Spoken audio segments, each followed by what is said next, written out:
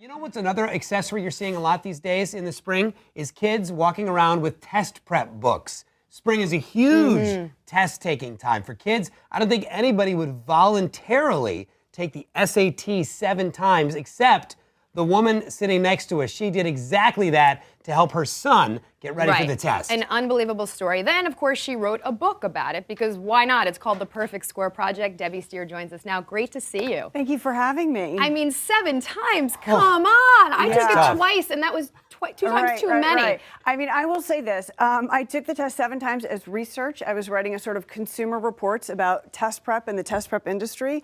I maybe would have taken the test 1 time for my son.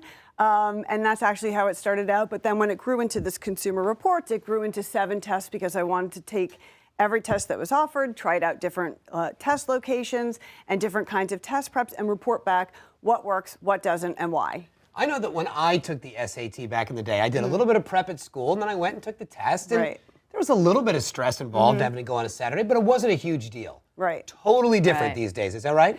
Yeah, it's an international test. There's a lot of international competition now.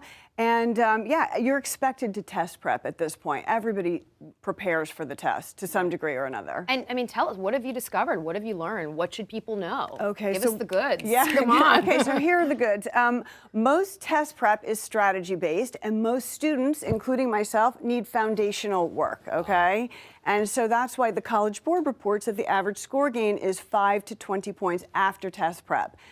Those are the not kids. Very much. Right. Exactly. Well, I increased my scores 330 points, and my son increased his score. 330 points? Yeah, and my son 590 points. And I think the difference is that if you give yourself a nice long runway and you use methodical test prep, which would be College Board based, you can improve your score. But it's not a fast process for most people. So you need to have the wherewithal to know far in advance to prepare. So when you say strategy, what you're talking about are these companies that will teach you how to take a test. They don't teach you the information That's right. that you're going to be tested on, but they teach you strategies for what? For multiple choice or for essay Exactly. writing? Or? When to guess, or some kind of, you know, which questions you should answer, which ones you should leave blank, that sort of thing.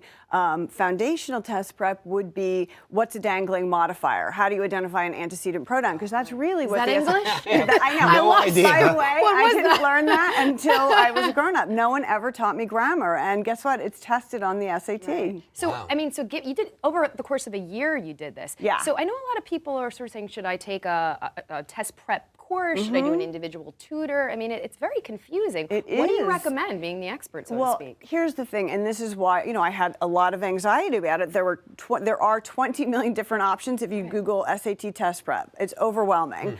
I'm going to say it depends on what kind of student you are, and some kids are self-directed and motivated and methodical, and they can probably do, you know, get the College Board's Blue Book and methodically work their way through the book.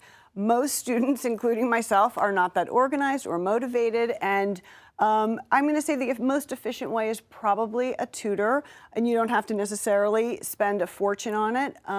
Classes, there are some classes that are great. The telltale sign is, do they use official College Board material?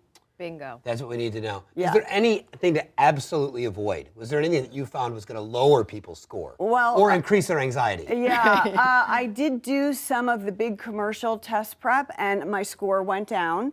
And the reason is that a lot of the tricks they were talking about were not, it's like practicing on a tennis court for a squash match. You want to practice, you want to use official stuff. So I was looking for my tricks and tips that I learned in the big commercial test prep, and I couldn't find them. It was my timing was off. But there's this debate, though. Is this a test of knowledge or income? Because what about the student out there who can't afford a personal tutor, can't afford test prep?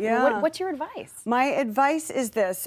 First of all, the College Board offers free to, next to nothing. A Blue Book is $20. I'm sure you could get it out of the library, and they do give vouchers. And if you are a motivated person, you can do the tests and go talk to your teachers and get answers. A lot of these test prep companies, including the most exclusive, offer financial aid. Oh, that's really good. Yeah. How did your son end up doing? He beat his goal. He came up with his own score goal. I did not have the expectation that he would get a perfect score. He came up with his own goal, which was much higher than the College Board said was possible, and he surpassed it. And you know what? The process gave him confidence and taught him how to goal set and work hard, and he changed as a person as a result. Bravo. Well, Debbie, thank you so much for doing that hard work. I'm going to be facing this in not so many years from now. Good to have you with us. Thank you. And if you want to give your child a shot at getting the perfect score on their SAT, pick up a copy of Debbie's book.